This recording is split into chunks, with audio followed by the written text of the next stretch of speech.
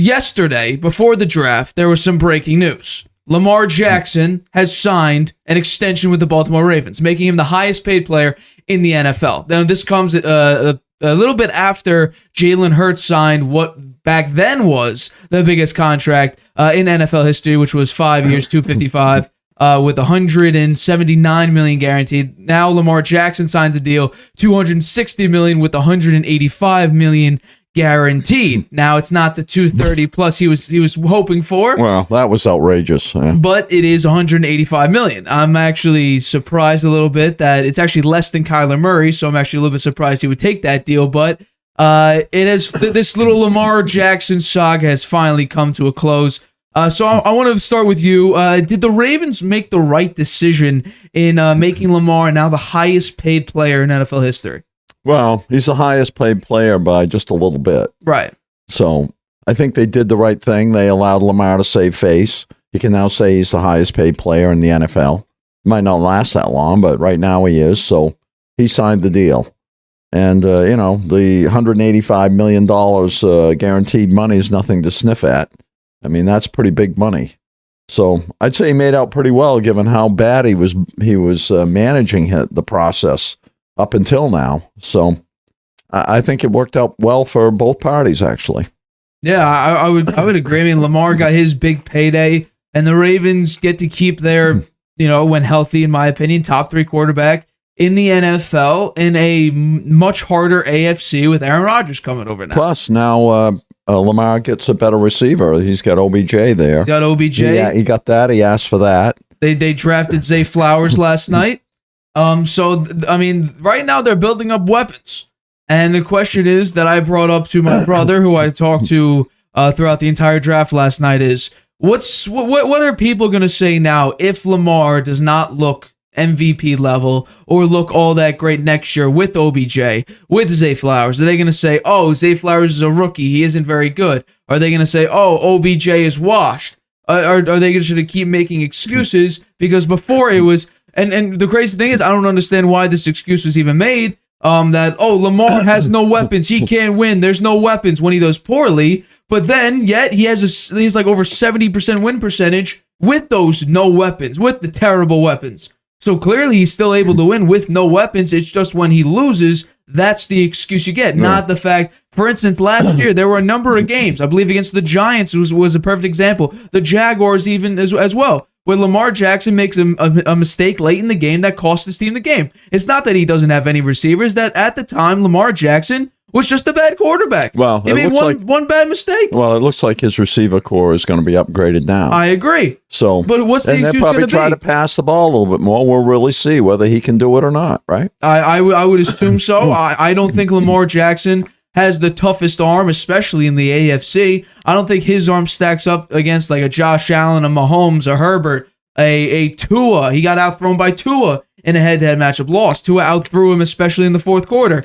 Trevor Lawrence, I think, has a stronger arm. You can list all these quarterbacks in the AFC alone, not even including Jalen Hurts. Dak Prescott's got a rocket. Yeah. Well, he makes up for some of that with his athleticism and his ability to run. No, I agree there. But now, before it was the 3-year 133 fully guaranteed. That was the deal. Well, this is a much better deal. Now this is 5 years, 260, which is that is a bunch of money now. So Lamar's got his big payday. Now the deal originally APY was 250. The total value, which is what we compared it to when we talked about Jalen Hurts' contract, was his total value of a contract was $250 million. This is now 260. Now, originally it was 133 fully guaranteed for 3 years, but could have been up to 200 with a springing and injury guarantee. Right. Now this is 185 million guaranteed, but I don't think it has all that weird terminology and just a bunch of nonsense. I think Lamar got a better deal than was offered before. Right.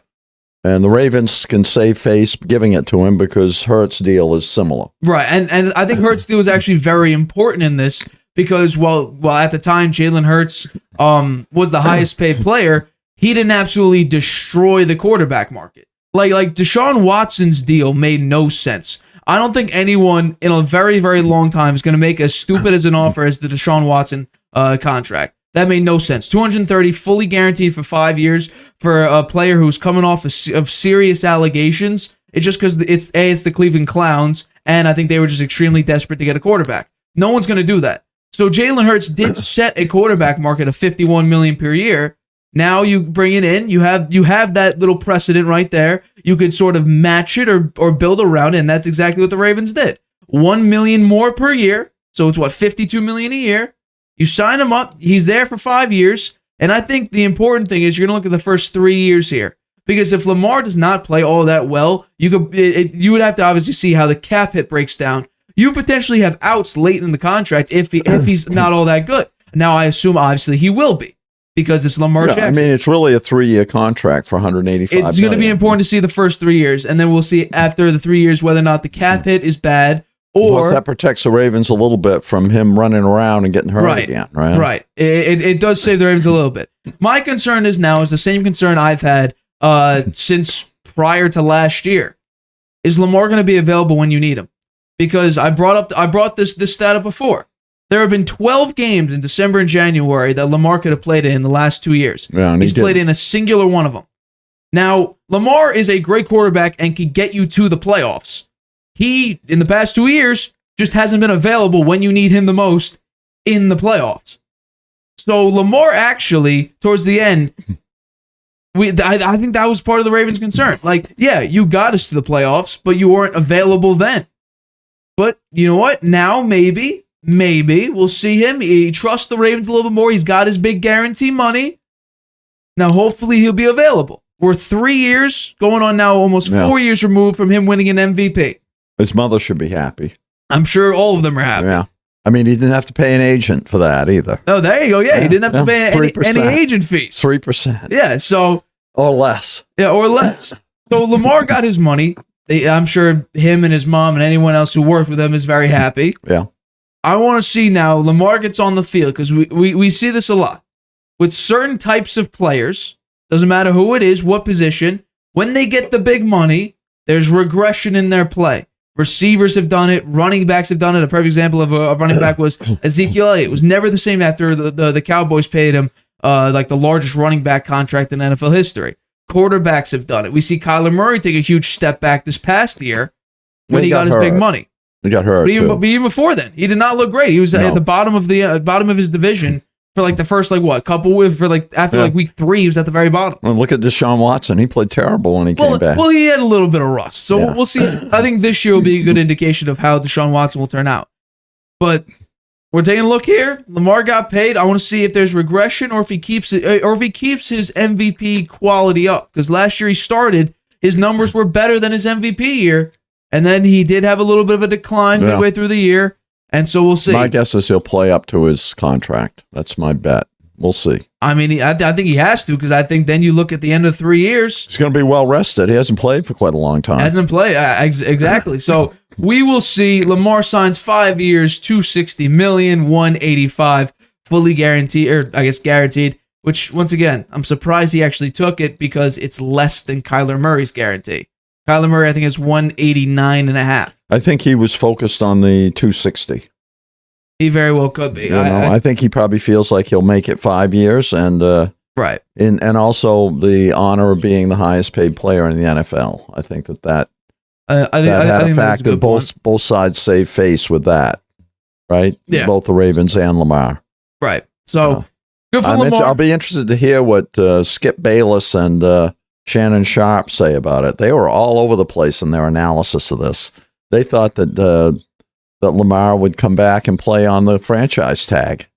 So it just didn't make sense for him to do that. So he wouldn't have been happy, and the Ravens knew it. They were lucky that the Hurts got his deal. Right. I think that softened Lamar up a little bit. Yeah. No, I agree with that. Hi, everybody. Thanks for watching. Make sure you subscribe here to get the latest from the show. Also, if you want to check out the full episode, make sure you click the I in the top right-hand corner right now. If you want to listen to this show anywhere you go, make sure you go to anchor.fm/The Harvey Hour or anywhere you get your podcasts.